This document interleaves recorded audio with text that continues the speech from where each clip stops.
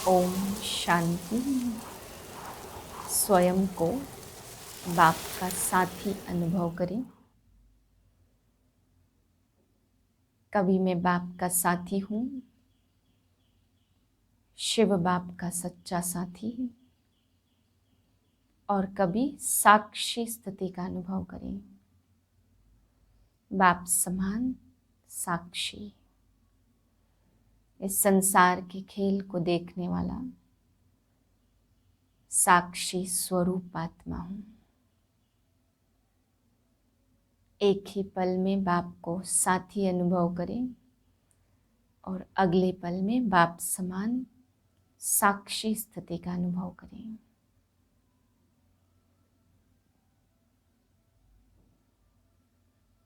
एक पल में बाप के साथी बनकर कार्य कर रहे हैं और अगले ही पल बाप समान साक्षी होकर के देख रहे हैं। मैं आत्मा सर्वशक्ति संपन्न आत्मा हूँ। इसी श्रेष्ठ स्थिति में आज के महावाक्य सुनती हूँ।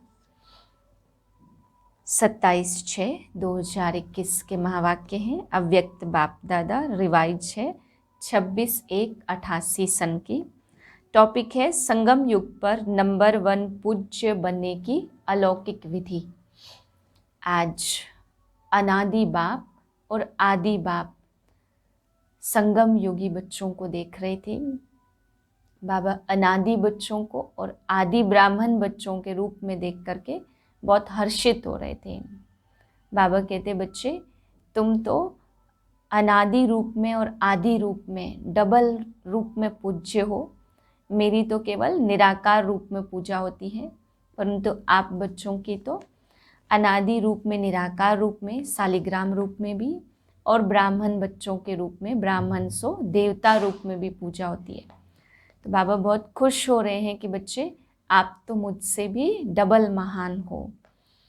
फिर बाबा आज बच्चों की विशेषता देख रहे थे। बाबा कहते, बच्चे विशेष आत्मा तो सभी हैं, सभी में विशेषता है, परंतु कुछ बच्चे बाप की और अन्य आत्माओं की विशेषता को देखते हैं और धारण भी करते हैं, अपने स्वयं में भी लाते हैं, कर्म में भी लाते हैं।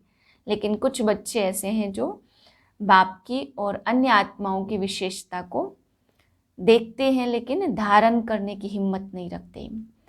और धारण करने की हिम्मत नहीं होती तो बाबा कहते गुण ग्राहक दृष्टि भी नहीं रखते।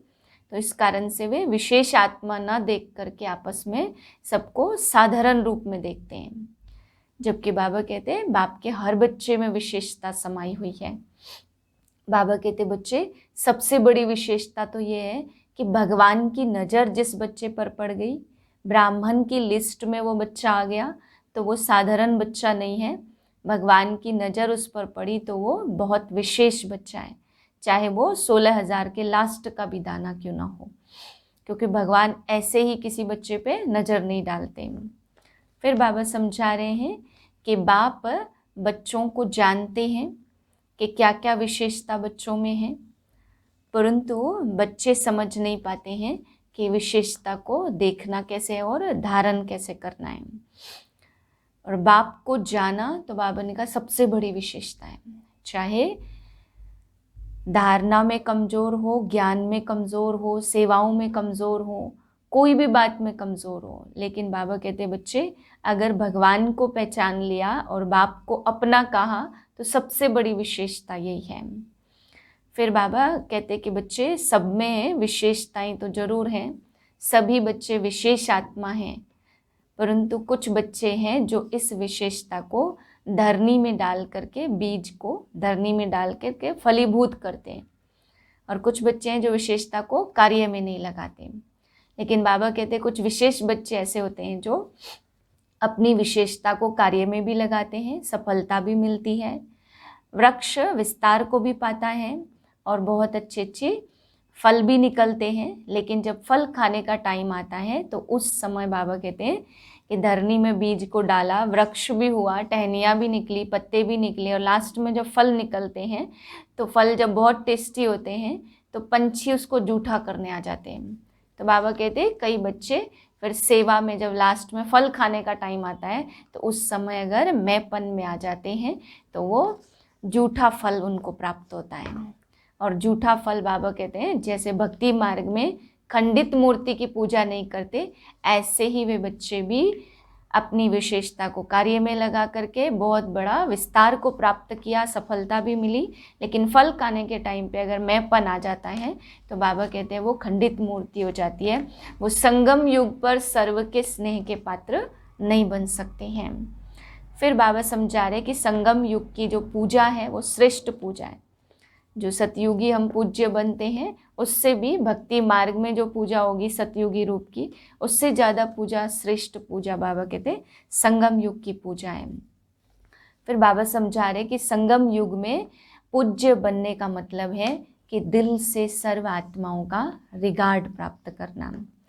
परंतु बाबा कहते बच्चे दिल से देना और देना ही पड़ता, नाम मात्र कोई बड़ा है उसको रिगार्ड देना ही पड़ता, और दिल से रिगार्ड देना, दिल से उसकी विशेषताओं को अपने अंदर महसूस करना, दोनों में बाबा कहते बहुत अंतर है। दिल से रिगार्ड देना ही बाबा कहते संगम युग की पूजा है। फिर बाबा समझा रहे कि बच्चे तुम बच्चों को कमाल करना है, बाबा की एक एक विशेषता को देख करके, जैसे ब्रह्मा बाप ने कमाल किया ऐसे तुम बच्चों को भी कमाल करना है। बाबा कहते हैं अगर कमाल नहीं करते हैं तो फिर बच्चे धमाल करते हैं।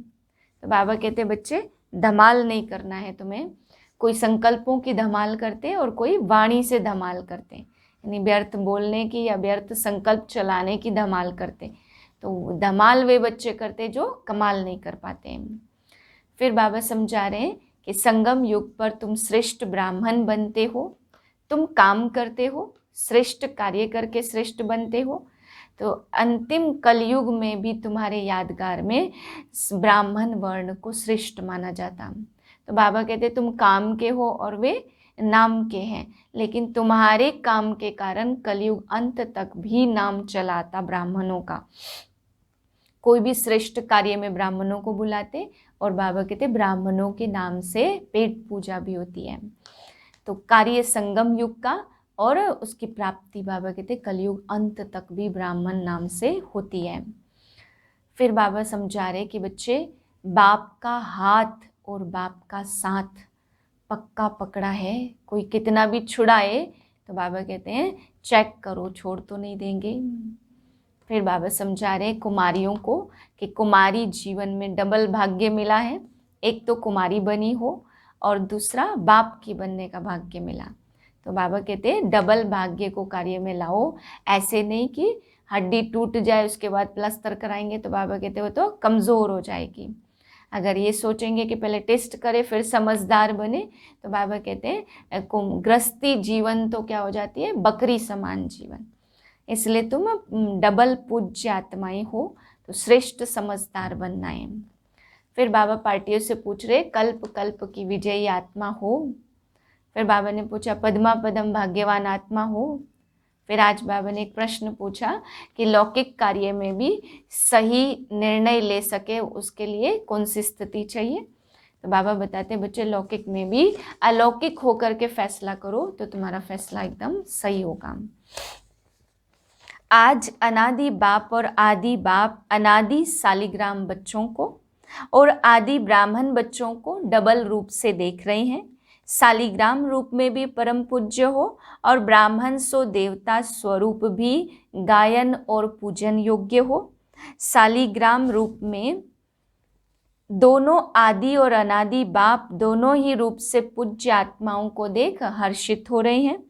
अनादि बाप ने आदि पिता सहित अर्थात ब्रह्मा बाप और ब्राह्मण बच्चों को अपने से भी ज़्यादा डबल रूप में पूज्य बनाया है। अनादि बाप की पूजा सिर्फ एक निराकार रूप में होती है, लेकिन ब्रह्मा सहित ब्राह्मण बच्चों की पूजा निराकार साकार दोनों रूप से होती है। तो बाप बच्चों को अपने से भी ज़्यादा डबल रूप से महान मानते हैं। आज बाप दादा बच्चों की विशेषता को देख रहे थे। हर एक बच्चे की विशेषता अपनी अपनी है। कोई बाप और सर्व ब्राह्मण आत्माओं की विशेषता को जान स्वयं में सर्व विशेषता धारण कर श्रेष्ठ और विशेष आत्मा बन गए हैं। कोई विशेषताओं को जान खुश होते, लेकिन अपने में धारण करने की हिम्मत नहीं है। विशेषता के महत्व से नहीं देखते, एक दो को साधारण रूप से देखते हैं। विशेषता देखने व जानने का अभ्यास नहीं है। वह गुण ग्राहक बुद्धि और गुण ग्रहण करने की बुद्धि न होने के कारण विशेषता अर्थात गुण को नहीं जान सकते। हर एक ब्राह्मण आत्मा में कोई न कोई विशेषता अवश्य भरी हुई है। चाहे 16,000 का लास्ट दाना भी हो, लेकिन उसमें भी कोई न कोई विशेषता है। इसलिए ही बाप की नज़र उस आत्मा पर पड़ती है। भगवान की नज़र पड़ जाए व भगवान अपना बनावे तो जरूर विशेषता समाई हुई है। इसलिए वह ब्राह्मण आत्माओं की लिस्ट में आई, लेकिन सदा हर एक की विशेषता को देखने और जानने में नंबरवार बन जाते हैं। बाप दादा जानते हैं कि कैसे भी भल ज्ञान की धारणा व सेवा में याद में कमज़ोर हैं, लेकिन बाप को जानने और बाप के बनने की विशाल बुद्धि, बाप को देखने की दिव्य नज़र, यह विशेषता तो है जो आजकल के नामी ग्रामी विद्वान भी नहीं जान सकते, पहचान सकते, लेकिन उन आत्माओं ने जान लिया। कोटों में कोई, कोई में भी कोई, इस लिस्ट में तो आ गए ना। इसलिए कोटों में से विशेष आत्मा तो हो गए हैं ना। विशेष क्यों बने? क्योंकि ऊंचते ऊंच बाप के बन गए। सभी आत्माओं में ब्राह्मण आत्माएं विशेष हैं। सिर्फ कोई अपनी विशेषता को कार्य में लगाते हैं, इसलिए वह विशेषता वृद्धि को प्राप्त होती रहती है और दूसरों को भी वह दिखाई देती। और कोई में विशेषता रूपी बीज तो है, लेकिन कार्य में लाना यह है बीज को धरनी में डालना। जब तक बीज को धरनी में नहीं डाले तो वृक्ष नहीं पैदा होता, विस्तार को प्राप्त नहीं कर पाते। और कई बच्चे विशेषता के बीज को विस्तार में भी लाते, वृक्ष रूप में वृद्धि भी प्राप्त करते, फल को भी प्राप्त करते, लेकिन जब फल आता है तो फल के पीछे चिड़ियाएं, पंछी भी आते हैं खाने के लिए। तो जब फल तक पहुंचते हैं तो इस रूप में माया आती कि मैं विशेष हूँ, मेरी यह विशेषता है। यह नहीं समझते कि बाप द्वारा प्राप्त हुई विशेषता है। विशेषता भरने वाला बाप है। ब्राह्मण बने तो विशेषता आई। ब्राह्मण जीवन की देन है, बाप की देन है। इसलिए फल के बाद अर्थात सेवा में सफलता के बाद यह अटेंशन रखना भी जरूरी है। नहीं तो माया रूपी चिड़िया, पंछी फल को जूठा कर देते हैं या फिर नीचे गिरा देते। जैसे खंडित मूर्ति की पूजा नहीं होती है ना, माना जाता कि यह मूर्ति है लेकिन पूजी नहीं जाती। ऐसे जो ब्राह्मण आत्माएं सेवा का फल अर्थात सेवा में सफलता प्राप्त कर लेते हैं, लेकिन मैंपन की चिड़िया ने फल को खंडित कर दिया। इसलिए सिर्फ माना जाएगा कि सेवा बहुत अच्छी करते हैं, महारथी हैं, सर्विसेबल हैं, लेकिन संगम युग पर भी सर्व ब्राह्मण परिवार के दिल में स्नेह के पात्र व पूज्य नहीं बन सकते हैं। संगम युग में दिल का स्नेह, दिल का रिगार्ड, यही पूज्य बनना है। फल को मैंपन में लाने वाले ऐसा पूज्य नहीं बन सकते। एक है दिल से किसको ऊंचा मानना, तो ऊंचे को पूज्य कहा जाता। जैसे आजकल की दुनिया में भी बाप ऊंचा होने के कारण बच्चे पूज्य पिताजी कहकर बुलाते हैं, या लिखते ऐसे दिल से ऊंचा मानना अर्थात दिल से रिगार्ड देना। दूसरा होता बाहर की मर्यादा प्रमाण रिगार्ड देना ही पड़ता। तो दिल से देना और देना ही पड़ता, इसमें कितना अंतर है। पूज्य बनना अर्थात दिल से सर्व माने, मेजोरिटी होने चाहिए। पहले भी सुनाया कि 5% तो रह ही जाता है, लेकिन मेजोरिटी दिल से माने, यह है संगम युग पर पूज्य बनना। पूज्य बनने का संस्कार भी अभी से ही भरना है। लेकिन भक्ति मार्ग के पूज्य बनने में और अब के पूज्य बनने में अंतर है। अभी आपके शरीरों की पूजा नहीं हो सकती, क्योंकि अंतिम पुराना शरीर है, तमोगुणी तत्वों का बना हुआ शरीर है। अभी फूलों के हार नहीं पड़ेंगे। भक्ति मार्ग में देवताओं के ऊपर चढ़ाते हैं, पूज्य की निशानी है धूप जलाना, हार बनाना, आरती करना, कीर्तन करना, तिलक लगाना। संगम युग पर यह स्थूल विधि नहीं है, लेकिन संगम युग में सदा दिल से उन पूज्य आत्माओं के प्रति सच्चे स्नेह की आरती उतारते रहते हैं। आत्माओं द्वारा सदा कोई न कोई प्राप्ति का कीर्तन करते रहते हैं। सदा उन आत्माओं के प्रति शुभ भावना की धूप व दीपक जगाते रहते। सदा ऐसी आत्माओं को देख स्वयं भी जैसे वह आत्माएं बाप के ऊपर बलिहार गई हैं, वैसे अन्य आत्माओं में भी बाप के ऊपर बलिहार जाने का उमंग आता है। तो बाप के ऊपर बलिहार जाने का हार सदा उन आत्माओं को स्वतः ही प्राप्त होता है। ऐसी आत्माओं को देख स्वयं भी जैसे वह आत्माएं बाप के ऊपर बलिहार गई हैं, वैसे अन्य आत्माओं को भी बाप के ऊपर बलिहार जाने का उमंग आता। तो बाप के ऊपर बलिहार जाने का हार सदा उन आत्माओं को स्वतः ही प्राप्त होता है। ऐसी आत्माएं सदा स्मृति स्वरूप के तिलकधारी होती। इस अलौकिक विधि से इस समय के पूज्य आत्माएं बनती हैं। भक्ति मार्ग के पूज्य बनने से श्रेष्ठ पूजा अब की है। जैसे भक्ति मार्ग की पूज्य आत्माओं के 2 घड़ी के संपर्क से अर्थात सिर्फ मूर्ति के सामने जाने से 2 घड़ी के लिए भी शांति, शक्ति, खुशी का अनुभव होता है, ऐसे संगम युगी पूज्य आत्माओं द्वारा अब भी 2 घड़ी 1 घड़ी की दृष्टि मिलने से भी खुशी, शांति व उमंग उत्साह की शक्ति अनुभव होती है। ऐसी पूज्य आत्माएं अर्थात नंबर 1 विशेष आत्माएं। सेकंड और थर्ड तो सुना दिया, उसका विस्तार क्या करेंगे। हैं तो सब विशेष आत्माओं की लिस्ट में, लेकिन 1, 2, 3 नंबरवार हैं। लक्ष्य सभी का नंबर 1 होता है। तो ऐसे पूज्य बनो। जैसे ब्रह्मा बाप के गुणों के गीत गाते हो ना, यह सब विशेषताएं पूज्य बनने की व नंबर 1 विशेष आत्मा बनने की बातें ब्रह्मा बाप में देखी सुनी ना। तो जैसे साकार ब्रह्मा आत्मा नंबर 1 संगम युगी पूज्य, सो भविष्य में नंबर 1 पूज्य बनते। लक्ष्मी नारायण नंबर 1 पूज्य है ना, ऐसे आप सभी भी बन सकते हैं। जैसे बाप के साथ साथ ब्रह्मा बाप की कमाल गाते, ऐसे आप बच्चे भी सदा संकल्प बोल और कर्म करो जो सदा ही कमाल का हो। जब कमाल होगी तो धमाल नहीं होगी। कमाल नहीं करते तो धमाल करते हो।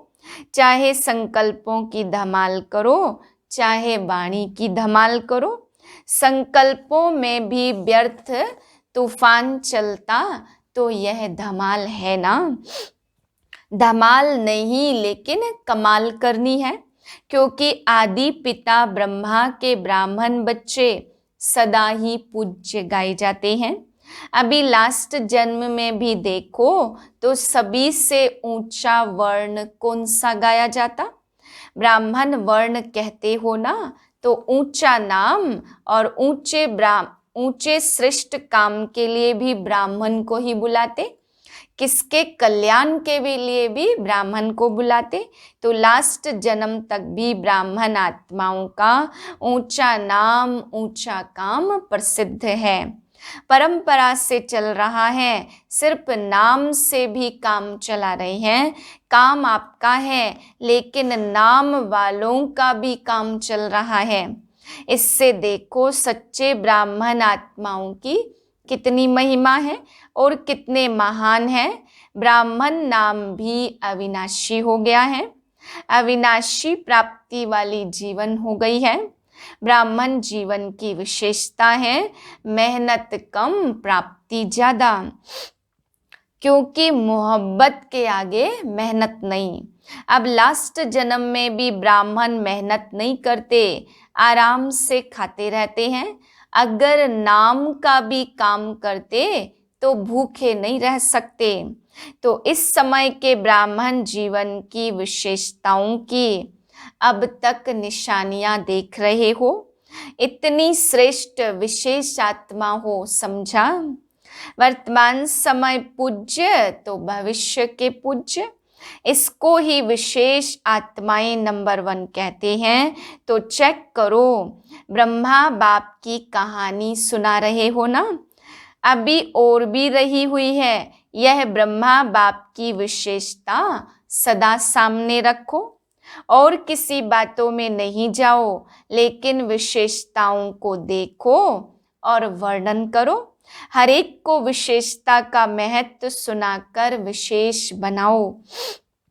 दूसरों को बनाना अर्थात स्वयं विशेष बनना, समझा। अच्छा, चारों ओर के सर्व नंबर 1 विशेषात्माओं को, सर्व ब्राह्मण जीवन वाले विशेषात्माओं को, सदा ब्रह्मा बाप को सामने रख समान बनने वाले बच्चों को अनादि बाप आदि बाप का दोनों रूप से सर्व शालिग्रामों और साकारी ब्राह्मण आत्माओं को स्नेह भरी याद, प्यार और नमस्ते। हम रूहानी बच्चों की रूहानी बाप को नमस्ते। पार्टियों से मुलाकात, बाबा कहते सदा बाप का हाथ और साथ है। ऐसा भाग्यवान समझते हो, जहाँ बाप का हाथ और साथ है वहाँ सदा ही मौजों की जीवन होती। मूंझने वाले नहीं होंगे, मौज में रहेंगे। कोई भी परिस्थिति अपनी तरफ आकर्षित नहीं करेगी, सदा बाप की तरफ आकर्षित होंगे। सबसे बड़ा और सबसे बढ़िया बाप है, तो बाप के सिवाय और कोई चीज या व्यक्ति आकर्षित नहीं कर सकता। जो बाप के हाथ और साथ में पलने वाले हैं, उनका मन कहीं और जा नहीं सकता।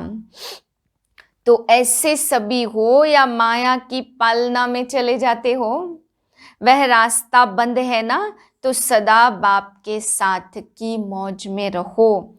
बाप मिला सब कुछ मिला, कोई अप्राप्ति नहीं।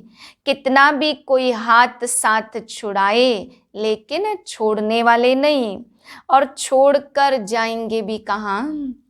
इससे बड़ा और कोई भाग्य हो नहीं सकता। कुमारियां तो है ही सदा भाग्यवान। डबल भाग्य है, एक कुमारी जीवन का भाग्य, दूसरा बाप का बनने का भाग्य। कुमारी जीवन पूजी जाती है। जब कुमारी जीवन खत्म होती है तो सबके आगे झुकना पड़ता। दूसरी पॉइंट है, सदा अपने को कल्प कल्प की विजयी आत्माएं अनुभव करते हो। अनेक बार की विजयी का पाठ बजा रहे हैं तो सहज होता, मेहनत नहीं लगती। लौकिक संबंध से अल्पकाल का सुख मिलता, सदा का नहीं, तो सदा सुखी बन गए। दुखियों की दुनिया से सुख के संसार में आ गए, ऐसा अनुभव करते हो। फर्स्ट नंबर यह है अलौकिक ब्राह्मणों का परिवार, देवताएं भी सेकंड नंबर हो गए। तीसरा, सदा अपने को पद्मा पदम भाग्यवान अनुभव करते हो। सारे कल्प में ऐसा श्रेष्ठ भाग्य प्राप्त हो नहीं सकता, क्योंकि भविष्य स्वर्ग में भी इस समय के पुरुषार्थ की प्रारब्ध के रूप में राज्य भाग्य प्राप्त करते हो। भविष्य भी वर्तमान भाग्य के हिसाब से मिलता है। सदा इसी स्मृति से वरदान को सदा साथ रखना तो सहज ही आगे बढ़ते रहेंगे, मेहनत से छूट जाएंगे। प्रश्न है, लौकिक संबंध में बुद्धि यथार्थ फैसला देती रहे, उसकी विधि क्या है? उत्तर है, कभी लौकिक बातों को सोचकर फैसला नहीं करना, अलौकिक शक्तिशाली स्थिति में रह करके फैसला करो। बिल्कुल ही लौकिक वृत्ति भूल आत्मा समझ फिर फैसला करो तो यथार्थ फैसला होगा। कोई भी पिछली बातें स्मृति में रखने से बुद्धि उस तरफ चली जाती, फिर पिछले संस्कार ही प्रकट होते हैं। इसे कहते हैं विकर्माजीत का तख्त। अलौकिक आत्मिक स्थिति ही विकर्माजीत स्थिति का तख्त है। इस तख्त पर बैठकर फैसला करो तो यथार्थ होगा। अच्छा वरदान है, साथी और साक्षीपन की स्मृति द्वारा सब बंधनों से मुक्त होने वाले सर्वशक्ति संपन्न भव। सर्व शक्तियों से संपन्न बन अधीनता से परे होने के लिए दो शब्द सदैव याद रहे, एक साक्षी और दूसरा साथी। इससे बंधन मुक्त अवस्था जल्दी बन जाएगी। सर्वशक्तिमान बाप का साथ है तो सर्व शक्तियां स्वतः प्राप्त हो जाती हैं, और साक्षी बनकर चलने से कोई भी बंधन में फंसेंगे नहीं।